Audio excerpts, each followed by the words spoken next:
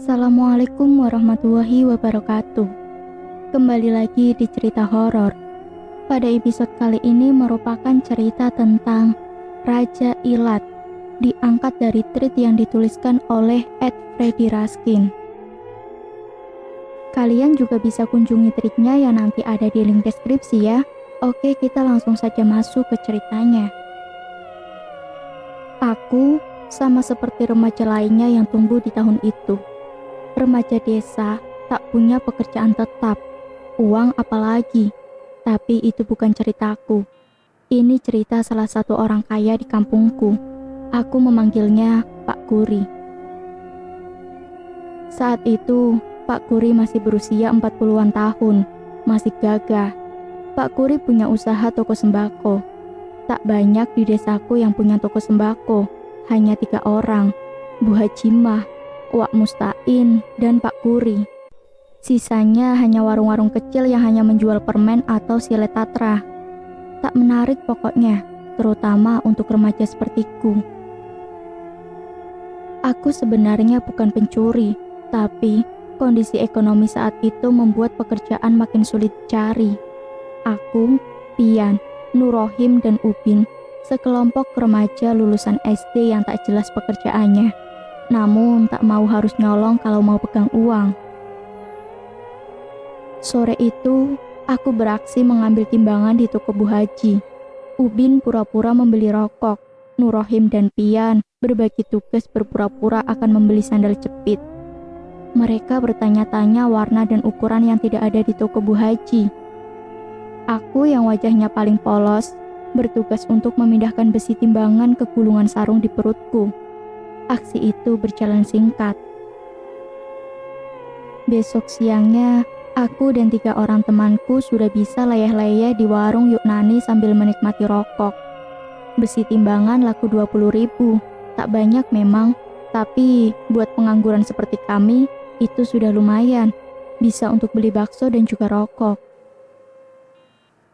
Tor, Nur, mengkongi, ayo operasiin yang Pak Kuri.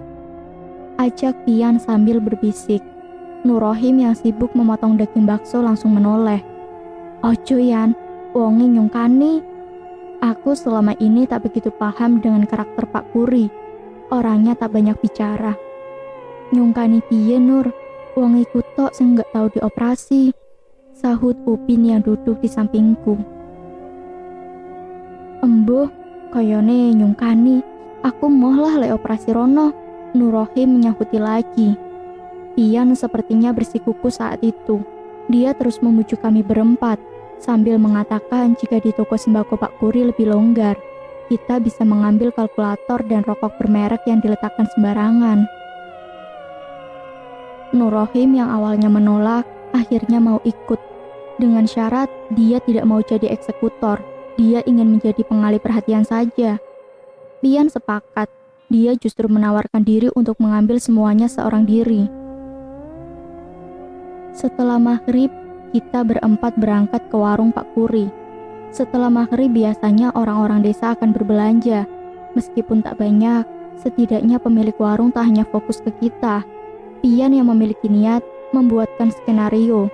Nurrohim bertugas mengajak bicara Pak Kuri. Orang tua Nurrohim adalah pembuat gula aren. Jadi, Nurrohim nanti berpura-pura bertanya harga gula aren dan kemungkinan untuk menitipkan gula aren buatan orang tuanya di toko Pak Kuri. Sedangkan aku dan Ubin kebagian tugas menemani Nurrohim saja. Tapi posisi berdiri kita berdua harus tepat fungsinya untuk menutupi Pian yang akan melancarkan aksinya. Akhirnya kegiatan pencurian kecil-kecilan itu kita lakukan dan sukses. Entah kenapa, Pak Kuri tiba-tiba masuk ke dalam rumah saat tokonya sedang ramai. Tak perlu akting, kita bisa membawa pulang kalkulator dan juga bungkus rokok. Nurrohim, Pian, dan Ubin langsung berlari cepat ke arah gang yang gelap begitu berhasil membawa barang curian. Tapi aku memilih berjalan pelan-pelan agar tidak mencurigakan. Ketika tengah berjalan, tak sengaja aku menoleh ke arah warung Pak Kuri dari jauh. Aku melihatnya, Pak Kuri sudah berada di dalam toko lagi. Dia seperti memandang tajam ke arahku. Aku pun akhirnya berlari. Esok harinya, kejadian aneh mulai muncul. Pian tak datang ke warung Yunani. Upin dan Nurrohim tampak tak sabar menunggu. Rencananya, kita akan menjual kalkulator pagi itu sampai jam 10. Namun Pian tak juga tiba di warung. Karena tak sabar, aku dan Upin menyusul ke rumah Pian, sedangkan Nurrohim memilih tetap di warung, berjaga-jaga siapa tahu Pian tiba-tiba datang. Rumah Pian sepi saat aku dan Upin memanggilnya dari luar halaman.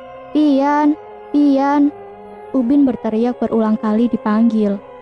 Yang punya rumah tak kunjung keluar. Akhirnya aku dan Upin memilih kembali ke warung. Di warung ternyata sudah ada Pak Wahid, ayah Pian. Dia duduk di depan Nurrohim. "Le, Rene, kabeh." Pak Wahid memanggil kami. Dia bercerita. Ternyata semalam Pian demam tinggi, sampai pagi suhu tubuhnya tak kunjung turun. Pian sempat kejang-kejang, karena khawatir Pak Wahid membawa Pian ke puskesmas.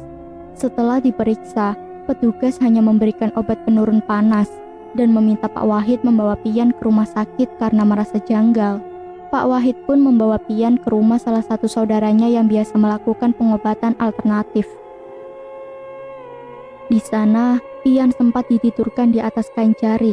Tubuhnya lalu dibaluri air rendaman kelor. Setelah dibaluri air kelor, tubuh Pian mengeluarkan lendir. Kata saudara Pak Wahid, Pian terkena semacam tanduran, yakni sejenis ajian yang melindungi barang-barang milik seseorang, sehingga membuat orang yang mengambil barang tersebut sakit parah. "Pian jupo opo le?" tanya Pak Wahid kepadaku. Aku sempat ragu antara menjawab dan tidak. Kutoleh wajah Nurrohim dan Upin. Mereka berdua mengangguk seolah mengizinkan aku berbicara. Akhirnya aku pun membuka mulut. Kuceritakan semuanya. Toko mana yang sempat kucuri bersama teman-teman, sampai akhirnya mengambil barang di toko Pak Kuri. "Walah goblok. Wes, mari ngene barangnya jupuken nang omah. Sapa sing tanggung jawab? Terno nang Mas Kuri." Ekspresi Pak Wahid langsung berubah. Aku tak berani membantah. Apalagi Upin dan Nurrohim yang terlihat menunduk. Akhirnya siang itu juga aku dan Upin memberanikan diri mengantarkan 2 bungkus rokok dan kalkulator ke warung Pak Kuri. Nurrohim tak berani. Dia takut orang tuanya tahu kelakuannya. Alasan Nurrohim sebenarnya tak bisa diterima.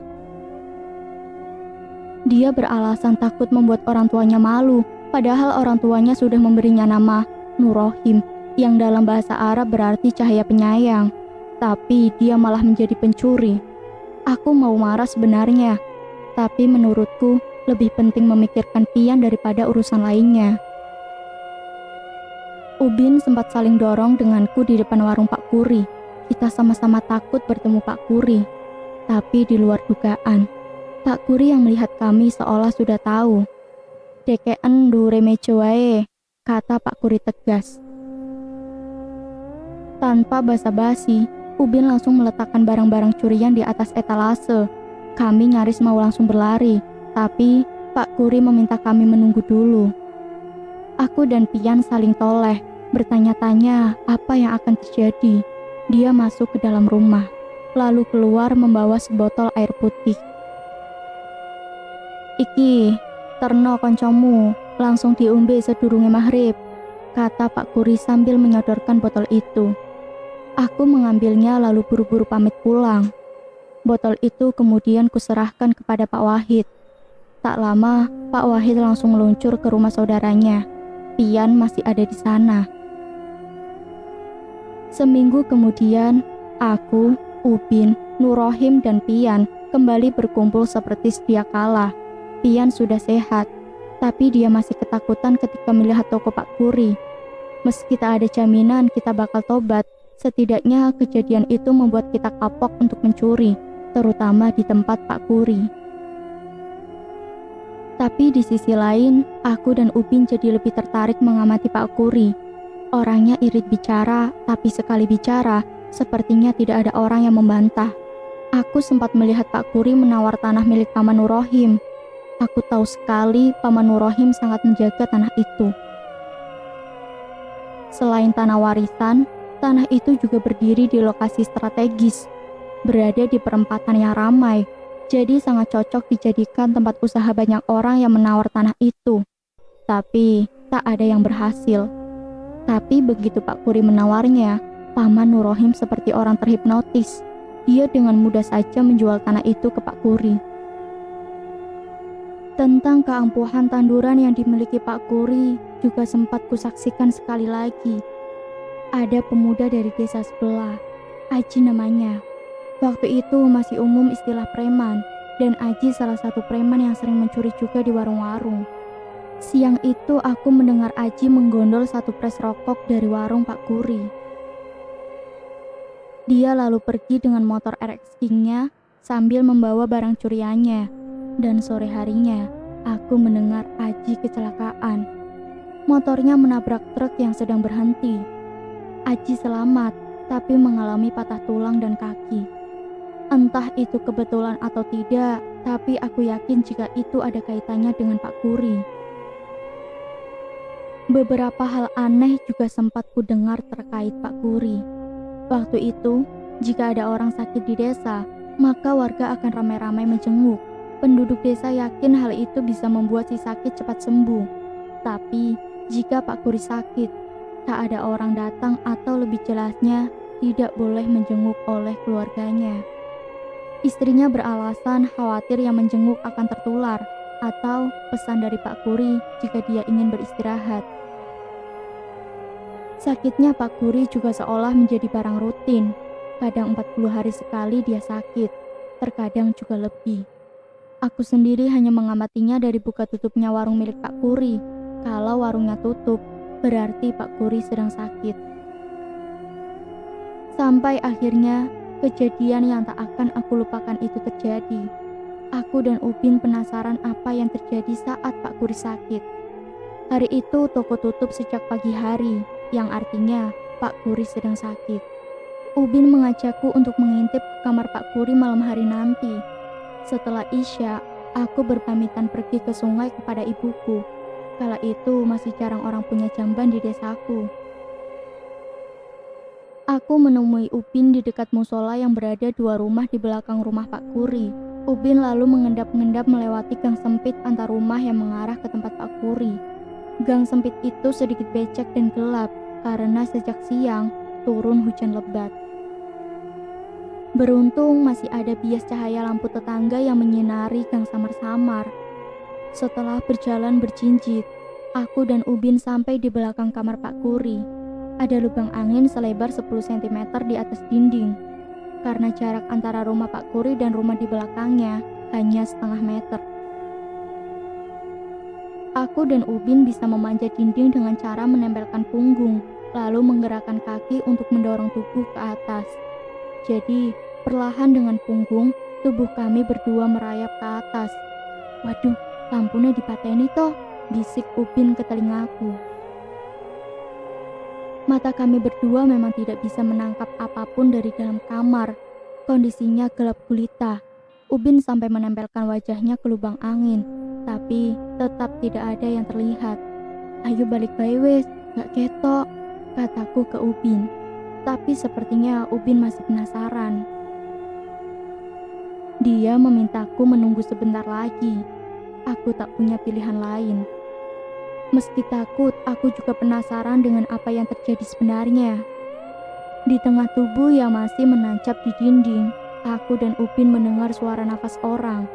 Nafas itu terdengar berat sekali. Jantungku berdetak cepat, khawatir ada yang mengetahui apa yang sedang aku lakukan. Sopo? Aku berbisik ke Upin. Dia menggeleng, lalu menempelkan telinganya ke lubang angin. Upin lalu mengangguk sambil mengisyaratkan dengan jarinya jika suara itu berasal dari kamar. Suara nafas berat itu terdengar lagi, kali ini lebih kencang. Aku benar-benar takut saat itu. Suara nafas terus terdengar berat, kali ini jelas sekali berasal dari dalam kamar. Aku sempat berpikir Pak Kuri menderita asma atau sesak nafas berat. Sampai kemudian terdengar suara lonceng dari dalam kamar. Suaranya keras seperti berasal dari lonceng yang digunakan sapi alunan. Suara lonceng itu sepertinya digunakan untuk memanggil seseorang, karena tak lama kemudian ada suara langkah kaki tergesa-gesa menuju kamar. Langkah itu berhenti lalu membuka pintu kamar. Dari jendela, aku melihat seorang wanita masuk ke dalam kamar lalu menyalakan lampu dan lampu menyala. Di waktu bersamaan, aku yang berbagi lubang angin dengan Upin melirik ke arah ranjang yang ada di pojok ruangan. Aku melihat Pak Kuri duduk di atas ranjang, bertelanjang dada dan hanya mengenakan sarung. Mataku kemudian melihat dengan jelas wajah Pak Kuri. Matanya melotot merah dengan rambut acak-acakan. Aku dan Ubin lalu spontan berteriak ketakutan karena lidah Pak Kuri terjulur memanjang. Lidahnya menutupi dagu dan menjulur ke bawah sampai ke dekat dengkulnya. Lidah itu tak hanya menjulur, tapi bisa bergerak naik turun. Ubin langsung merosot, aku mengikuti di belakangnya. Aku tak peduli Pak Kuri dan istrinya mendengarkan teriakan kami ataupun tidak. Sialnya, jalur lari kami salah arah. Ubin justru lari ke arah halaman rumah Pak Kuri. Begitu sampai di ujung gang, Mas Rudi, anak kedua Pak Kuri, menghadang, tangannya memegang belati, yang akhirnya membuat nyali Upin dan aku ciut. Kita berdua lalu dibawa ke dalam rumah. Keringatku masih mengalir dingin saat istri Pak Kuri menghampiri Upin dan aku. Sudah terbesit pikiran jika kita berdua tidak akan selamat. Tapi ternyata perkiraanku meleset. Istri Pak Kuri membawakan 2 kresek merah besar. Isinya ada gula, minyak, beras, dan belasan bungkus rokok. "Le, ojo cerita-cerita ya, mesakne Pak Lekmu." Bu Kuri memaksa kami membawa 2 kresek merah itu.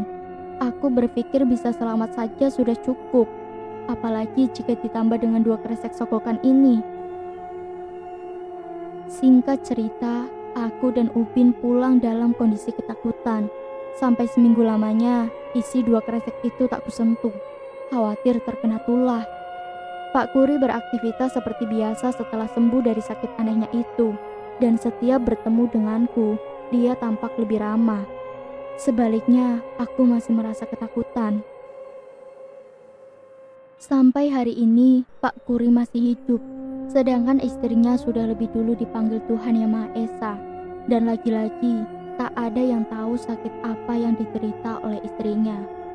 Kehidupan Pak Kuri tak sekaya dulu, tapi masih cukup berada untuk ukuran orang desa. Suatu hari, aku sempat bertanya ke Pak Wahid tentang Pak Kuri. Aku juga sempat menceritakan apa yang kulihat malam itu. Pak Wahid tak berani bercerita banyak, karena ternyata Pak Kuri masih saudara sepupunya. Pak Wahid hanya bercerita jika Pak Kuri memiliki kesaktian Raja Ilat, yang membuatnya bisa membuat siapapun yang berbicara dengannya bisa menuruti keinginannya. Tak heran jika kemudian bisnis Pak Kuri sempat berkembang dengan pesat. Sekian cerita horor hari ini. Nantikan untuk kisah-kisah selanjutnya tetap di cerita horor. Banyak sekali pesan moral yang dapat kita ambil dari cerita ini. Tingkatkan yang baik, hilangkan yang buruk. Wassalamualaikum warahmatullahi wabarakatuh.